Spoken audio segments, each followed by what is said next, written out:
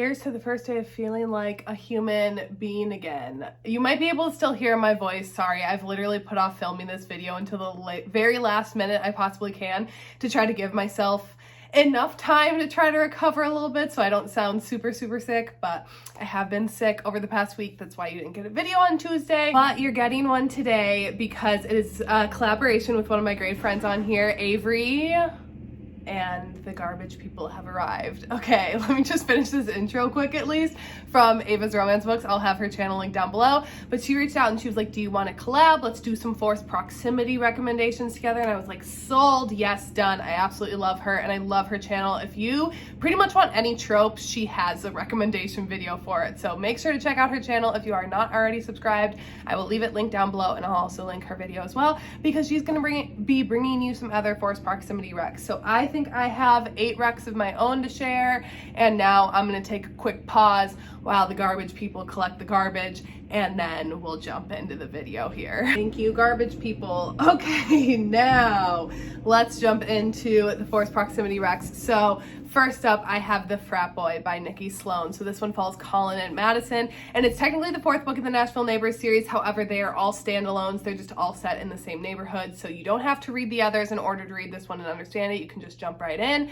So Colin and Madison, they are both in college, and Madison is in a sorority, Colin is in a frat, and they have this thing every single year where like the frats and the sororities compete in these games or whatever, and we first start the book where they are competing at this game, and there is a big rivalry between obviously the frats and the sororities and the people, and there's just like a lot of tension brewing, and there ends up being a bit of an incident at these games involving both Colin and Madison, and they both end up getting kicked out of their respective sorority and fraternity, and they are kind of left like, crap, where are we supposed to move? They both have different situations of reasons why they can't like go to their parents for money or go to their parents for help, and they end up needing to find somewhere to live ASAP, and they end up finding a house off campus that's offering for them to live there if they are willing to live there and create content for them.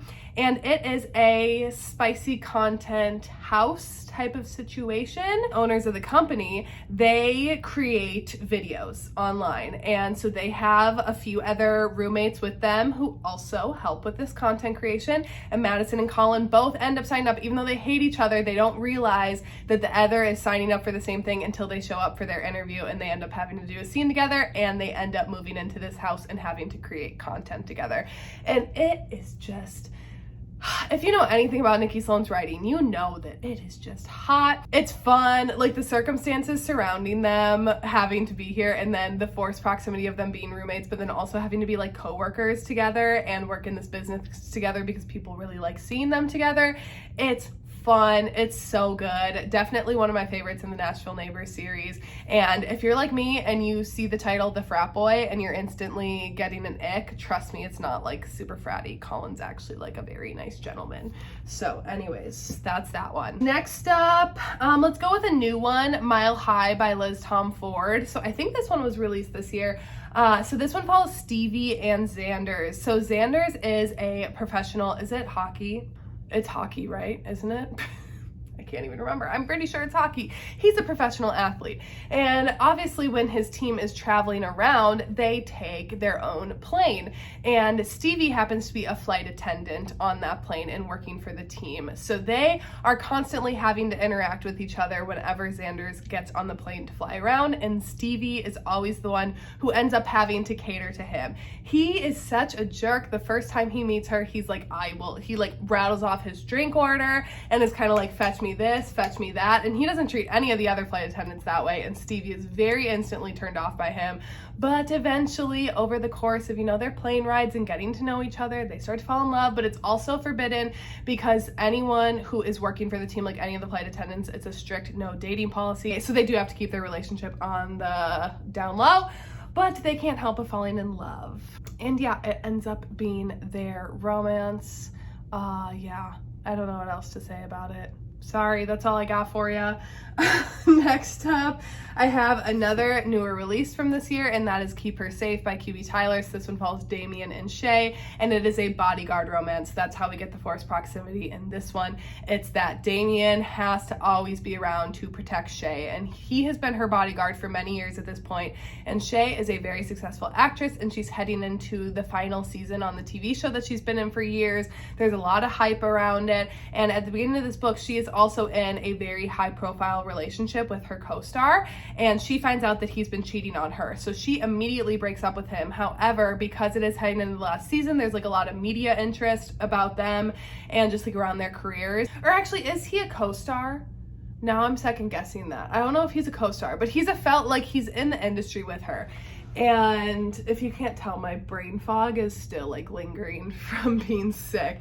They're at least in the same industry together, and both of their PR teams are like, you guys can't break, like you can break up in private, but like in public you have to still be together. So while they are together in public, they are no longer together in private, and that allows Shay the opportunity to finally make another move on her bodyguard, who she tried making a move on years ago and he shut her down, but she is ready to be persistent on him again. She's a little bit older now, and she is just ready to get him to give in to his feelings that she knows that he has, but he's been refusing to acknowledge because he's trying to be professional. He's got to keep her safety and everything in mind first without having like a true like feelings involved in it. But obviously he can't resist her advances, and his professionalism only goes so far until he's ready to finally give in to her, and it ends up being their romance.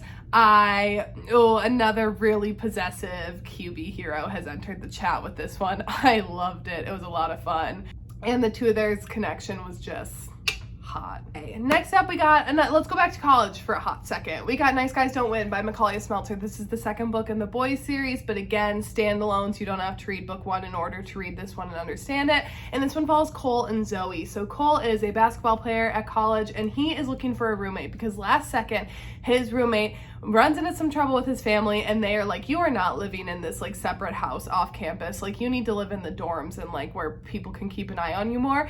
So he's like, well, what am I supposed to do for a roommate? So his ex-roommate ends up finding Zoe. She is in at the admissions office, and they do not have a dorm for her. She was a last minute add-on. Her father is the basketball coach, and she has not had much of a relationship with her dad over the years. And now going to this new school, she's trying to finally form one, but because she was so late transferred in to the university, they don't have a dorm for her. So then Cole's old roommate is like, hey, I have a place if you need a place to stay. So she ends up moving in with Cole, and they become roommates.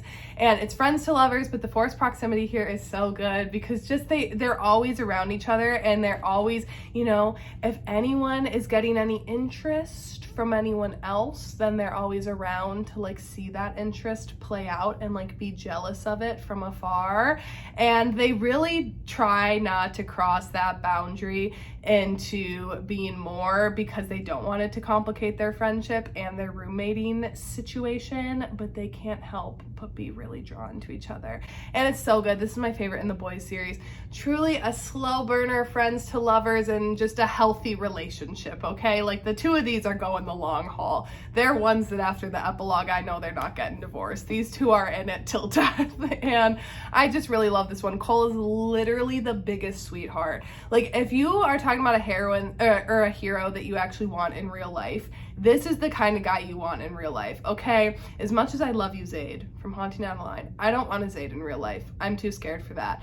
I would love a Cole in real life. He's amazing, and this book is so good. So, anyways, that's this one. Next, I got a classic, but if you haven't read it yet, I never want to leave out popular books just because like they're popular, okay? Because someone out there might not have read it yet. And if you have not read Credence by Penelope Douglas yet, you are doing yourself a disservice, okay? So this one is forced proximity to the max. So this one follows Tiernan. So when she is just about to turn 18, her parents both die. They do a joint suicide together and leave her all on her own. But Tiernan's parents have never really been parents to her. So honestly, when they pass, she has some grief, but also it's not like, she's not like really mourning the loss of like a true parent-child relationship, but she is still under the age of 18. She's a few months shy of 18. So she gets a call out of the blue from her step uncle, who she has no blood relation to. And he calls and he's like, hey, so technically I'm your legal guardian. They've like never met before, but if you want to come and live in the mountains of Colorado with me and my 2 sons, like you can, but also I'm not going to force you into anything. So if you want to stay out in California until you turn 18 and like then can truly be on your own, like I don't care, kind of like whatever. But Tiernan's like, you know what? I don't really have anything going for me here anyways. I don't really have a lot of friends. I don't have family left. Like I might as well go and live with this step uncle that I've never even met before in Colorado and get a change of scenery. And when she arrives, Tiernan is just really, she's just struggling a lot, not just from her parents' death really, but kind of more the culmination of realizing that she doesn't really have anyone and that she's kind of always been on her own. And when she arrives with Uncle Jake, step Uncle Jake, and his 2 sons, and staying with him in the mountains, you know, there start getting to be some feelings there. And yeah, when the winter rolls around and they are all snowed in together, what's gonna happen? I have no idea. I think you have an idea. But like I said, there's absolutely no blood relation. Her dad and Uncle Jake were like step siblings at one point, and like they had no relationship, and like she didn't even know him growing up, and she also didn't know his 2 sons, like technically her step cousins. But she does end up picking one in the end. It's not a reverse harem. She does end up choosing. So just heads up on that. But yeah, absolutely love this one. Super taboo, a slow burner, and so worth the slow burn for the payoff you get. Okay, next up I have Handsome Devil by Sarah Kate, which is a novella by Sarah Kate that I really, really love. So if you need something a little bit quicker and more to the point, then here's one for you. This one follows Layla and what's his name? Henry and Layla. So Layla gets a call from her best friend. She lives out on the East Coast. I think she's like in Boston or something. And she gets a call from her best friend who is currently out in Las Vegas. And she's like, hey, bestie, I'm getting married. And Layla's like, okay, I'm not there. No one's there except for you and your boyfriend. Okay. And sure, I'll be on my way. However, there's a huge storm going on right now and all flights have been canceled out of the East Coast to get to Las Vegas. So instead, Layla calls up her best friend's dad, Henry, who also got the same call from his daughter that she's getting married. And he doesn't really have much of a relationship with her, but he's trying. He's trying harder now to have one with her. And he and Layla end up road tripping it out there to Las Vegas to see his daughter and her bestie elope and get married. So on this road trip together, they start to have some feelings, but Layla does have a boyfriend at the beginning of this, and she decides to make a little pit stop to go see her boyfriend. And you know, when things don't go great, then Henry is more than willing to step in and show Layla a good time, and it ends up being their romance. So it's pretty much just them on this road trip out to Las Vegas and like how their relationship forms over the course of those days in the car together, and it's just so good. I feel like Sarah Kate did a really good job of genuinely developing a connection between these 2 characters in such a short amount of time. Because it is, I think it's around like 120 pages, and truly their connection, like I felt it really strong. So I love this novella, and definitely if you're looking for something just a little more like lighthearted and fun, this is a really good one. Okay, last 2 we got here. Next up I got Fair Catch by Candy Steiner. So this one follows Zeke and Riley, and again this is another college one, and they both play football together. So it's forced proximity in a couple of ways because they are on the football team together. Riley is their kicker, and I don't remember what position Zeke plays, but he plays something on the team, you know, whatever. But they do not like each other. They don't get along. It's also brother's best friend, and Riley has a lot of resentment for Zeke for an accident that happened a couple of years prior to them going off to college together that involved her brother, and she just really holds, like I said, a lot of resentment towards him. So while they're at the same school and on the same football team, she's not Zeke's biggest fan. And when it turns out that she is not being housed with all of the football players like she wants to be, because she is a part of the team and she wants to feel like a part of the team, she ends up needing to get a new roommate, and Zeke is like the only one who doesn't have a roommate, so they end up having to share the same dorm room together, and it ends up being their romance when Riley realizes, you know, she's just wound up a little too tight. She's really stressed with school, she's stressed with football, and she doesn't really have time for anything else. And Zeke is like, hey, I know that you hate me, but we can like make a little arrangement here where you don't have to like me. We just have to help stress relief each other. And that's what they end up doing. And it ends up being their romance. So yeah, forced proximity with this one as well, with the roommating situation and with them being on the football field together.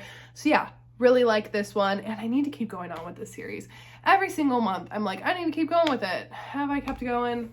Not yet. And last but not least, we got another newer release, another very popular one, but one that I myself don't talk a lot about on my channel here. I don't actually know if I've talked about it since I did the reading vlog for it, but it is a fun frickin' read. And it's forced proximity as well, and that is Flawless by Elsie Silver. So this one is a bull rider romance, which I never thought that I would ever be recommending a bull rider romance on here, but this is fire. So this one follows Rhett in summer. So Rhett is a bull rider, and he is at a point in his career where he's obviously doing like well in his career, but he gets himself in trouble with his mouth a bit and gets in trouble with his sponsors, gets in trouble with saying things that he shouldn't be saying. So Summer, it works for her father, who owns like a talent management type company, and he ends up sending Summer out to basically be Rhett's babysitter. And he's like, you need to get him in line. Rhett is one of his clients, and he's like, you know what, if you really want to like prove yourself here, you need to go out and like whip this guy into shape. So she ends up doing that. She ends up going out to his ranch, and Rhett is just really resistant to her being there. He doesn't feel like he needs a babysitter, and he's just kind of sick of